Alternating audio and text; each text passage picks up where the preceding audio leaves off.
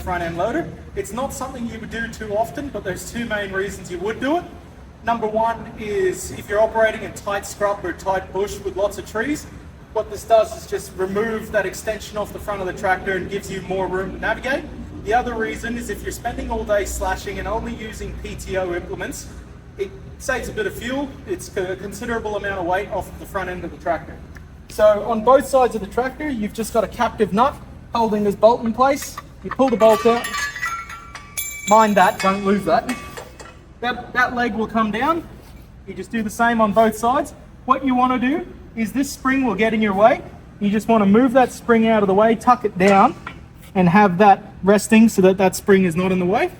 Next up, you come back here. On both sides of the tractor is an identical lever. You want to pull that lever up and forward. Now, if it doesn't want to go forward, you can help it along by pulling this pin right here. And once that's locked in the forward position, you're almost ready. Just on this side alone are these 6 hydraulic couplers. You want to remove them like you did on the bucket. Now, again, if they're too hard to undo, you just want to relieve hydraulic pressure by wiggling the bucket controls. After you've done that, your next step would be to lower the front end loader. And as you'll see, this arm right here will naturally come into a resting position when it locks into place on your legs.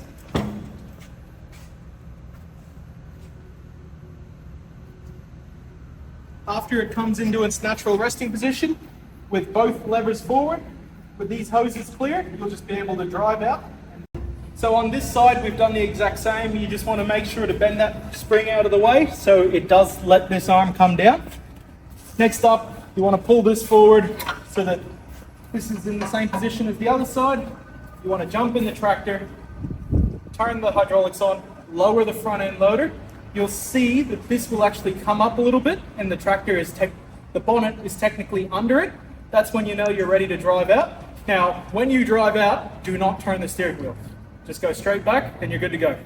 So one thing to consider is what you can see the front end loader from the cockpit. After you've unhooked the front, done the levers, if you come in close, you can see from the cockpit that it has unhooked from the frame of the tractor. When it has done that, you know you are safe to reverse straight back. A couple things to consider before you drive off is one, after you've detached these hoses, you want to put these dust caps on their respective quick couplers. Now, when you come back, all of these hoses and their fittings are color-coded with these color-coded tags on here. And one thing to consider before driving off is you want to see that this part of the frame is exposed and separated from the front end loader.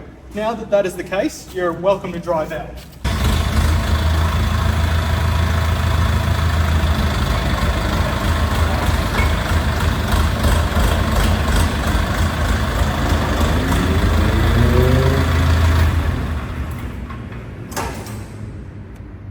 Just before I show you how to finish hooking up the front end loader, I'll just give you a quick tip on these hoses. Now, if you go to hook these up and this hose won't go in because there's too much hydraulic pressure behind it, one trick we recommend is this is just a pressure, it's just a pressure relief valve. So you just press that against the metal frame of the tractor.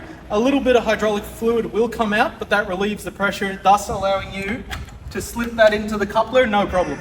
One thing to consider is that when you're on your property, if you're on a slippery surface like us, a polished concrete surface, if you've got a prepped carport or driveway, you'd ideally like to put your bucket down hard up against something solid, like a wall or a big rock or something, just to make sure that that bucket doesn't slip forward when you go to hook up that front end loader by driving up to the front end loader with the tractor.